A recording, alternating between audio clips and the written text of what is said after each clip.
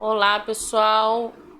Lista de exercícios, correção para a AV1 do terceiro trimestre, tá? Redação. Aqui é a professora Michele Carvalho. Eu vou fazer essa correção com vocês, tá bom?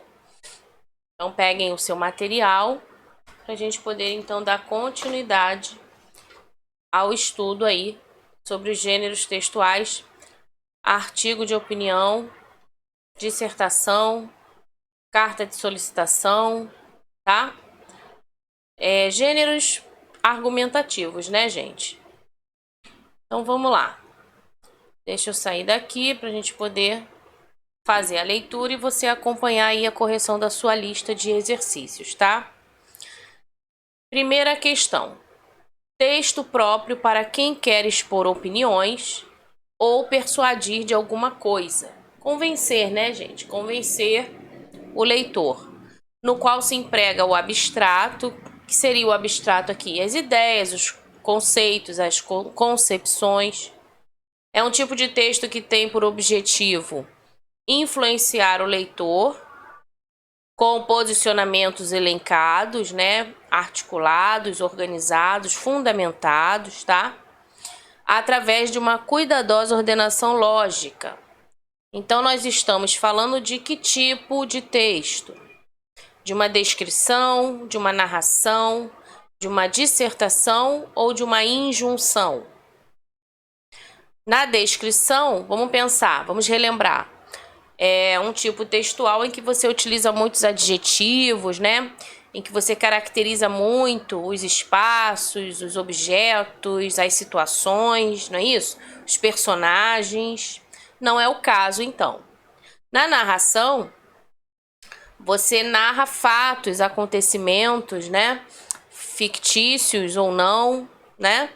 Na dissertação, você apresenta opiniões, você tenta persuadir o leitor, você aborda um determinado assunto, não é isso? Você apresenta as suas ideias, né? Você tem como base, né, citações, por exemplo, ou exemplificações. Então, tá mais para dissertação, correto? Na injunção, nesse texto, é aquele texto que te traz uma orientação, né? Verbos no modo imperativo, geralmente bula de remédio, receitas culinárias, não é isso? Manual de instrução, tá? Deu para relembrar? Então vamos lá. Com relação ao que eu falei, nós temos aí uma dissertação, tá? Então, só para relembrar aí, é um tipo de texto que se caracteriza pela defesa de uma ideia, de um ponto de vista ou pelo questionamento acerca de determinado assunto. Ok? Vamos para a questão 2, então. Sobre as características do texto dissertativo argumentativo, podemos afirmar o quê? Sobre as características do texto dissertativo argumentativo.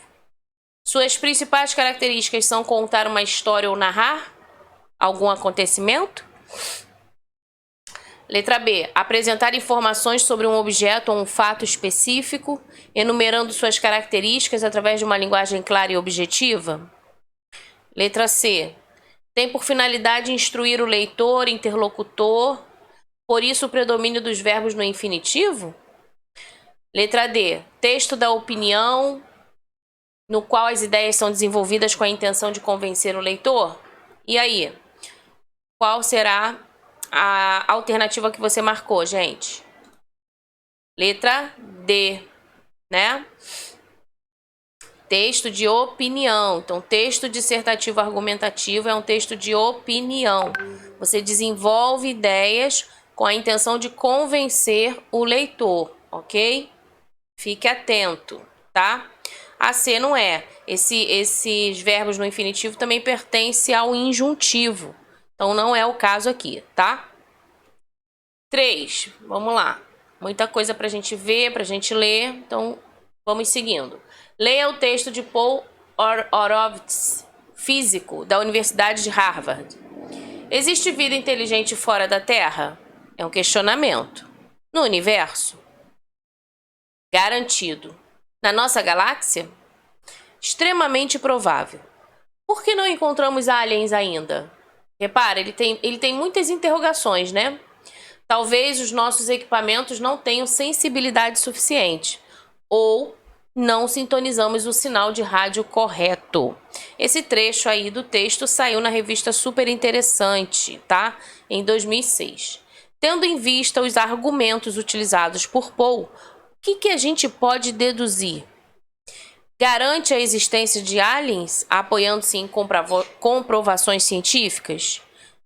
Será que ele prova que o nosso encontro com o extraterrestre é apenas uma questão de tempo? Será que ele revela suas ideias em uma escala que varia em diferentes graus de certeza?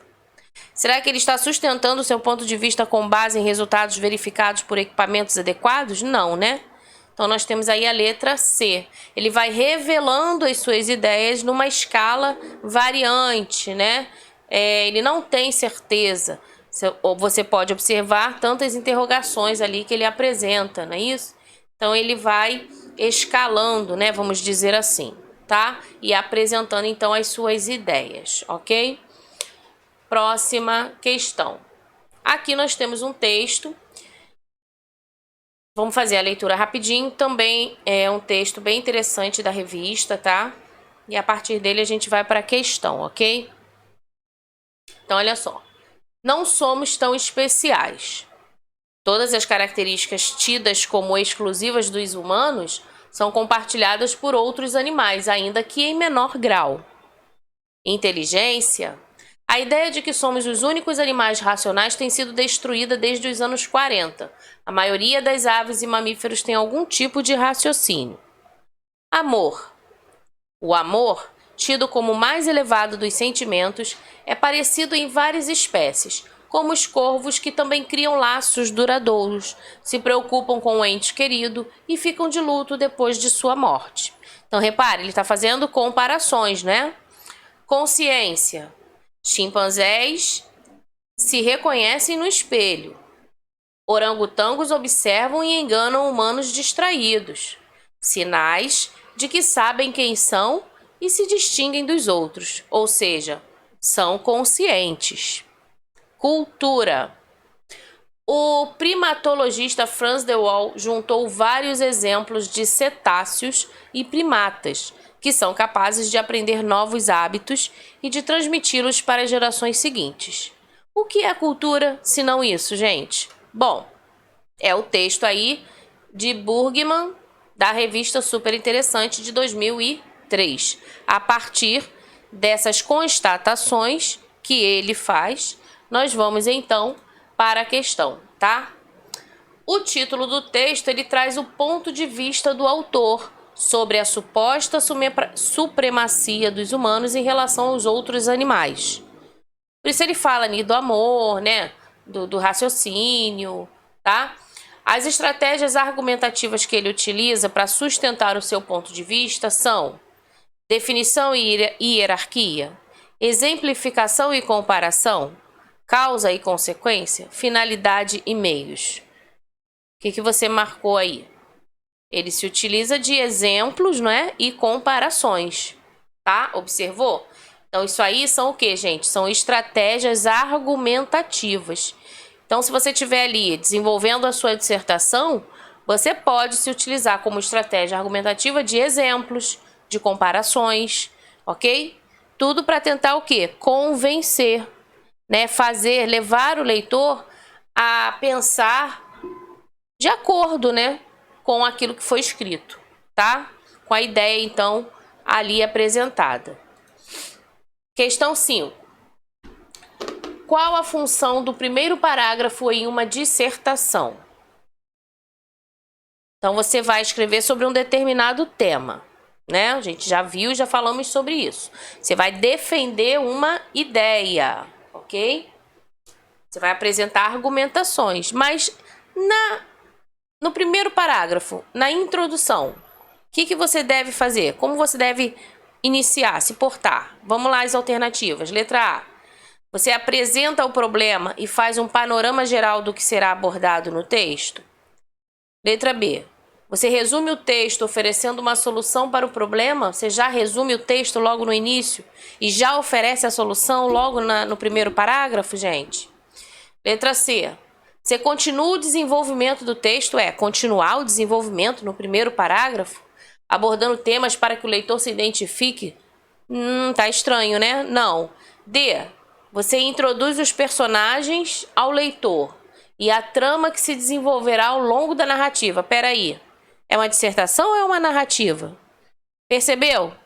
Então, olha a importância de você ler tanto o enunciado quanto todas as alternativas. E aí você já vai eliminando, já vai, né, identificando essas características a qual tipo textual, tá? Então, no caso aqui, do primeiro parágrafo em uma dissertação, nós temos a letra A, em que você apresenta o problema. Você apresenta, faz um panorama geral do assunto que você vai desenvolver, desenrolar, vai abordar no texto, tá? Então, é uma iniciação. É como, sabe, assim, deixar o gostinho, a pessoa querer a vontade de continuar lendo o seu texto. Então, é isso, tá? Então, no primeiro parágrafo, você apresenta o problema de forma geral, ok? E depois você vai acrescentando os detalhes, os exemplos, as estratégias argumentativas, as citações, se for o caso, né? Beleza, só lá no final é que você vai, na conclusão, apresentar, então, uma solução para o problema que você vem desenvolvendo ao longo da dissertação, tá? Muito bem, vamos seguindo, então, para a questão 6. Olha aqui, ó, só para confirmar, você apresenta aí o problema, tá? Na sua dissertação. No primeiro parágrafo, quer dizer. Essa questão 6 está relacionada... Deixa eu ver se é essa, ao texto, né? Não, a gente vai para o texto já já. Quando falamos dos parágrafos de desenvolvimento de uma dissertação, qual alternativa corresponde melhor para descrevê-los? Então, olha aqui. Falamos lá do primeiro parágrafo da dissertação, que é a introdução. Agora vamos falar sobre o desenvolvimento. No desenvolvimento, são os parágrafos em que o autor exprime seus sentimentos em relação aos problemas sociais que o afetam pessoalmente? Letra B. Parte do texto marcada pelo diálogo entre protagonista e antagonista com propósito de desenvolvimento de personagens? Não, né, gente? Letra C. São os parágrafos em que o autor descreve seus argumentos persuasivos, utilizando recursos como citação, comprovação ou raciocínio lógico. Óbvio, né? Letra C. Aqui em cima é narrativa, gente, tá? Então não é essa. Ok? Muito bem. Agora sim é referente ao texto. Você tá com a sua lista em mãos, você vai acompanhar então a leitura desse texto, para a gente poder fazer a questão 7, tá? Ele quer que você explique de forma argumentada a seguinte ideia defendida aí pelo autor. Então, só para adiantar, vamos ler a ideia que ele defende. Os seres humanos não vivem juntos, não vivem em sociedade apenas porque escolhem esse modo de vida, mas porque a vida em sociedade é uma necessidade da natureza humana. Então, leia de novo se necessário for e pense sobre o que ele escreveu aí, tá? Para você explicar de forma argumentativa, ok? Aí o texto, viver em sociedade, tá? Começa aqui da seguinte forma. A sociedade humana é um conjunto de pessoas ligadas pela necessidade de se ajudarem umas às outras, a fim de que possam garantir a continuidade da vida e satisfazer seus interesses e desejos. Sem vida em sociedade, as pessoas não conseguiriam sobreviver, pois o ser humano, durante muito tempo, necessita de outros para conseguir alimentação, abrigo. E no mundo moderno, com a grande maioria das pessoas morando na cidade, com hábitos que tornam necessários muitos bens produzidos pela indústria, não há quem não necessite dos outros muitas vezes por dia. Mas as necessidades dos seres humanos não são apenas de ordem material, como alimentos, roupa, moradia, os meios de transporte, cuidados de saúde, não. Elas são também de ordem espiritual e psicológica. Toda pessoa humana necessita de afeto, Precisa de amar e sentir-se amada. Deixa eu subir aqui. Quer sempre que alguém lhe dê atenção e que todos a respeitem. Além disso, todo ser humano tem suas crenças, tem sua fé em alguma coisa, que é a base de suas esperanças. Os seres humanos não vivem juntos, não vivem em sociedade apenas porque escolhem esse modo de vida, mas porque a vida em sociedade é uma necessidade da natureza humana. Assim, por exemplo, se dependesse apenas da vontade, seria possível uma pessoa muito rica isolar-se em algum lugar onde tivesse armazenado grande quantidade de alimentos. Mas essa pessoa estaria em pouco tempo sentindo falta de companhia, sofrendo a tristeza da solidão, precisando de alguém com quem falar e trocar ideias, necessitada de dar e receber afeto. E muito provavelmente ficaria louca se continuasse sozinha por muito tempo. Mas justamente porque vivendo em sociedade é que a pessoa humana pode satisfazer suas necessidades, é preciso que a sociedade seja organizada de tal modo que sirva realmente para esse fim. E não basta que a vida social permita apenas a satisfação de algumas necessidades da pessoa humana, ou de todas as necessidades de apenas algumas pessoas. A sociedade organizada com justiça é aquela em que se preocupa, em que se procura fazer com que todas as pessoas possam satisfazer todas as suas necessidades. É aquela em que todos, desde o momento em que nascem, têm as mesmas oportunidades. Aquela em que os benefícios e encargos são repartidos igualmente entre todos. Para que essa repartição se faça com justiça, é preciso que todos procurem conhecer seus direitos, exijam que eles sejam respeitados, como também devem conhecer e cumprir os seus deveres e suas responsabilidades sociais, tá? Então, assim nós temos aí esse belíssimo texto e real, né, gente? Muito real. E aí, como você argumentaria, como você explicaria essa tese aí defendida pelo autor? Então, aqui tem uma sugestão e você verifica se está de acordo com a sua, tá? As pessoas vivem em sociedade porque dependem umas das outras, no que tange aos serviços prestados e partilhados e, sobretudo, no que se refere à parte emocional, visto que não conseguem viver isoladas, ok? Ao ponto dele mencionar lá que a pessoa pode até ficar louca, né? Com a tristeza da solidão, tá bom? Então, você vê aí se a resposta está de acordo, né, com a sugestão que a gente trouxe aqui, tá? Vamos seguindo, próxima questão, 8. Identifique a que se referem os termos sublinhados. Para que essa repartição se faça com justiça. Essa repartição refere-se à distribuição igualitária das oportunidades e dos benefícios sociais, tá? P. Quer sempre que alguém lhe dê atenção e que todos a respeitem. Esse lhe e esse a respeitem se referem a toda pessoa humana, tá? Toda pessoa humana quer atenção. Toda pessoa humana necessita de respeito, ok? Muito bem. Questão 9. Temos um texto, Basquete à Meia-Noite, tá? Um outro texto. Vamos ver o que o exercício ele pede. Considere as afirmações em torno do tema e do plano de organização do texto. Ele quer saber quais alternativas estão corretas, tá? Vamos ver. Basquete à meia-noite. Os americanos decidiram usar a bola na guerra contra a violência juvenil. Batizada de basquete à meia-noite, a experiência é uma das responsáveis por inesperada informação transmitida pelo Ministério da Justiça. Pela primeira vez em 10 anos, a criminalidade juvenil interrompeu sua veloz curva ascendente e caiu 5%. Os especialistas atribuem parte da explicação da queda a uma série de projetos educacionais lançados nos bairros contaminados pela violência, entre eles o basquete noturno. O basquete é apenas uma isca para atrair as gangues.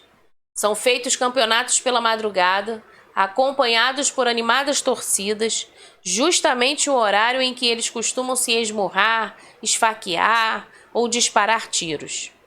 Mas, para participar do campeonato, o jogador deve se submeter a programas de treinamento profissional e aprender com psicólogos como resolver conflitos civilizadamente. Por ter algumas das melhores faculdades do mundo e, ao mesmo tempo, ser cenário de guerras de gangues, Nova York virou um laboratório educacional contra a violência. Eles apostam na ideia de que a violência é um comportamento que se aprende, logo, cabe aos educadores inverter esse aprendizado por meio de artes, esportes, sala de aula ou treinamento profissional, tá?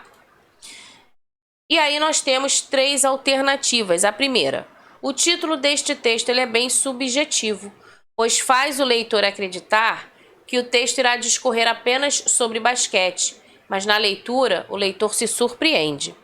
E aí, é verdade? Quando você pega aí e lê o texto, ó, basquete à meia-noite. Né, gente? Cada um vai acabar pensando aí, pô, esse texto fala sobre o quê? Basquete? Será que é um jogo que está acontecendo nesse horário? O pessoal está se reunindo à meia-noite para jogar basquete? É isso, né? Então, a número 1 a gente pode considerar aí correta. 2. A ideia central desse texto é o combate à violência juvenil na cidade de Nova York, por meio de uma educação esportiva. Sim, isso ficou bem claro logo ali no desenvolvimento do texto, né? 3. No segundo parágrafo do texto, tem-se a conclusão do mesmo, em que o autor ele retoma a ideia principal do texto para encerrá-lo. Beleza, as 3 estão corretas. E aí você percebe que não é só ler, mas à medida que você lê o texto, né, você está se preparando para fazer uma redação, uma dissertação, prestar um vestibular. Então, comece a ler, mas observando a sua estrutura, né? Como os autores conseguem organizar essa questão de apresentar o assunto de forma resumida e logo no meio começa a desenvolver, apresentando os detalhes, os exemplos, e no final ele fecha, trazendo inclusive soluções. Percebe? Então é muito importante que você leia o texto com esse olhar, não só ler palavras, leia para compreender e leia para perceber a sua estrutura, tá? Então aqui todas as alternativas estão corretas, ok? Muito bem. Na questão 10, são 15 questões, né, pessoal? Então, a gente está quase terminando. Fica aí, vamos terminar essa correção. Não é característica do artigo de opinião. Temos 4 opções aí, ó. Não é. Observa o enunciado, presta atenção no não aqui, tá? O que não é característica do artigo de opinião. Linguagem culta? Sim, linguagem culta, né, gente? Linguagem culta, linguagem formal, uma linguagem organizada, uma linguagem que segue a norma padrão. Então, linguagem culta faz parte, é característica. B. Título pode ser subjetivo? Sim, acabamos de ver um, né? Pode, tá? C. Utilização de argumentos? Lógico, né? Artigo de opinião, você não só opina, não só apresenta a sua ideia, mas também argumenta, tá? D. O autor ele não se posiciona criticamente num artigo de opinião. Peraí, aí não seria, né? Um artigo de opinião. Então, aqui nós temos a letra D, tá? Não é característica do artigo. O autor precisa, sim, se posicionar criticamente, ok? Então, letra D. 11. Outro enunciado também com esse não, ó. Não faz parte da estruturação de um artigo. Agora a gente vai falar da estrutura, né? Dessa montagem aí, dessa forma, dessa sequência que faz com que o artigo de opinião esteja ali concreto e realizado. Então, não faz parte. Dá uma lida aí nessas 4 opções.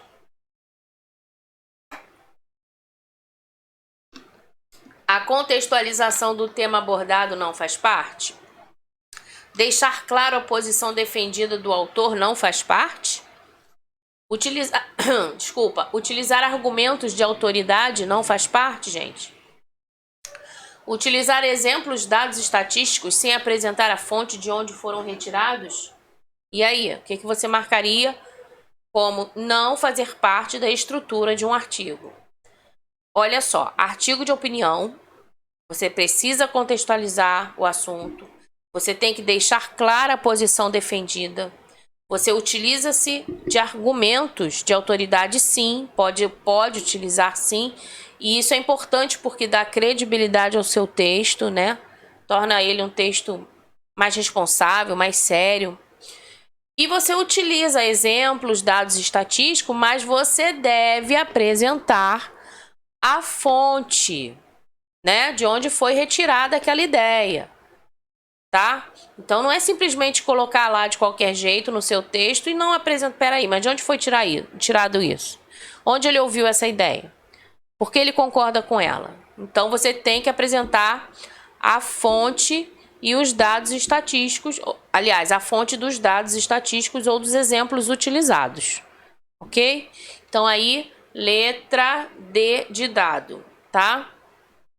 Vamos então para a próxima questão, 12. A carta argumentativa de reclamação. Eu lembro que numa aula anterior eu falei, né, expliquei. A reclamação, ela sugere o quê? Se alguém está reclamando, pensa aí. Algo não está bem, né? Se alguém está reclamando, está insatisfeito, não é isso? Está indignado. Então, ele escreve uma carta de reclamação, diferente da carta de solicitação. Solicitação, você vai solicitar, pedir alguma coisa, certo? Na carta de reclamação, ele traz esse algo a mais. Então, como o nome sugere, apresenta uma reclamação a respeito de algum problema, tá?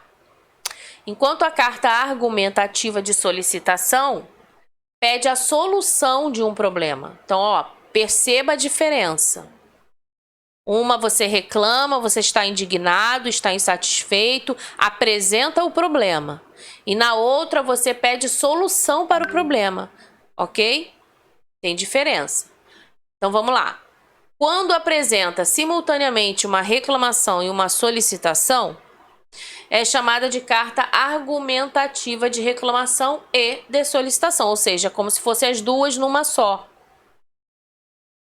Tá? E aí tem uma carta, né, pra gente ler.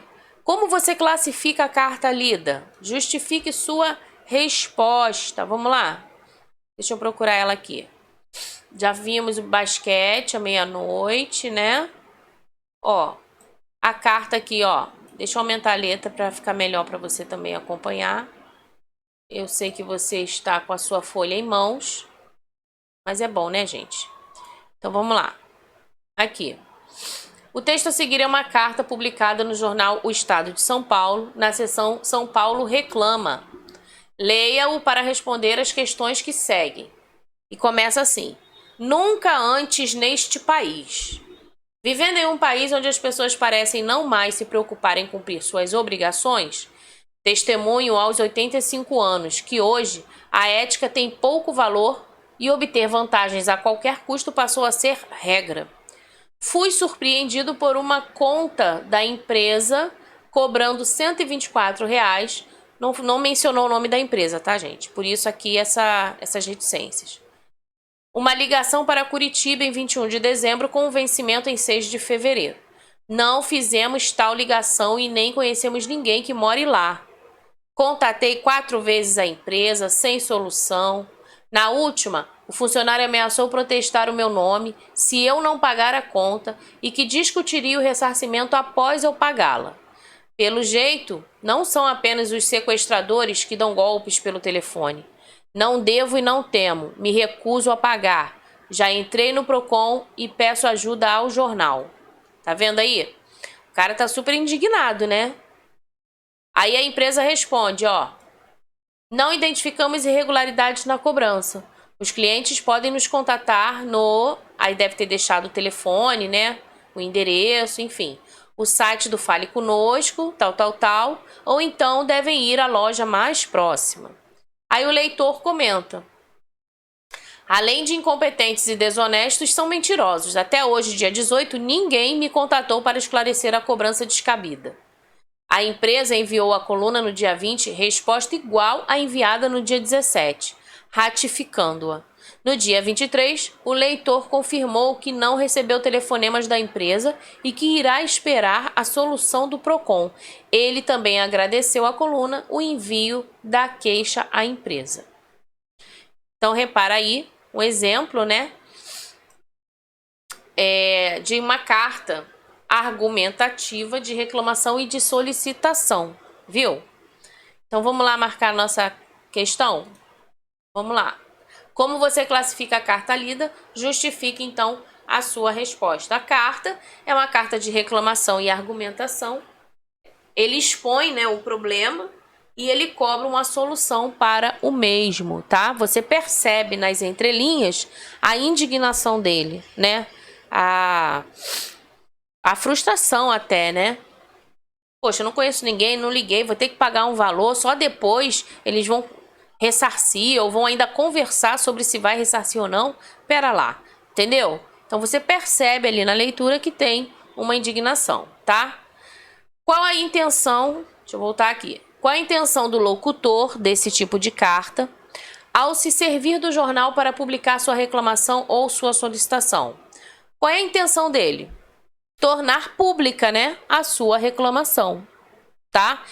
Ele não tá nem aí, ele quer mais é que todo mundo saiba mesmo e que se tiver alguém com mais problema, se junte a ele para reclamar também, ok? Quanto mais pessoas buscando seus direitos, talvez, né, o problema seja solucionado, tá? Então, tornar pública aí sua reclamação, ok? Muito bem, estamos caminhando aí para o final. Letra B, gente. No caso da carta lida, por que a parte criticada, a empresa, por que ela respondeu ao remetente da carta usando o mesmo veículo que o leitor, o jornal? Porque ela também tornou pública a sua resposta, né? Até para evitar o quê, gente? Difamação, né? Até para ela ficar mal vista, para evitar, né, dela ficar mal vista, mal falada no meio comercial aí, ok? Então, ela também se utilizou do mesmo meio, do mesmo veículo, para dar a sua resposta, ainda que sem solução para o leitor, tá? 14. Observe a linguagem empregada no texto. Letra A. Que variedade linguística está predominando? É uma variedade linguística formal ou informal? Justifique aí a sua resposta. Uma linguagem culta, né? Muito bem. Gênero textual bastante utilizado nos órgãos públicos. Esse tipo de linguagem, ele é comum nas cartas argumentativas? Sim, né, gente? A norma culta, ela é comum nas cartas argumentativas.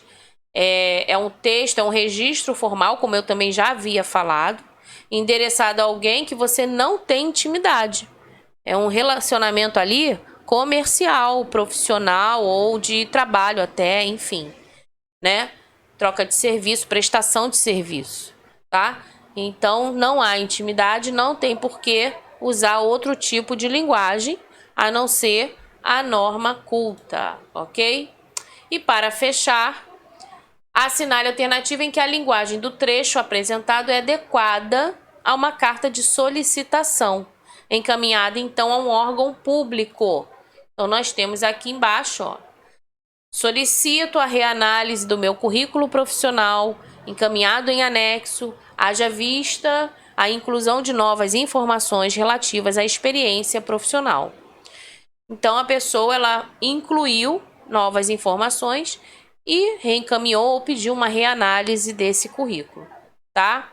Então, aqui a letra D é a mais adequada, ok, gente? Assim a gente termina a correção da nossa lista de exercícios, lembrando que é uma revisão aí, tá? Para a AV1 do terceiro trimestre, ok? Estudem, até mais, tchau, tchau.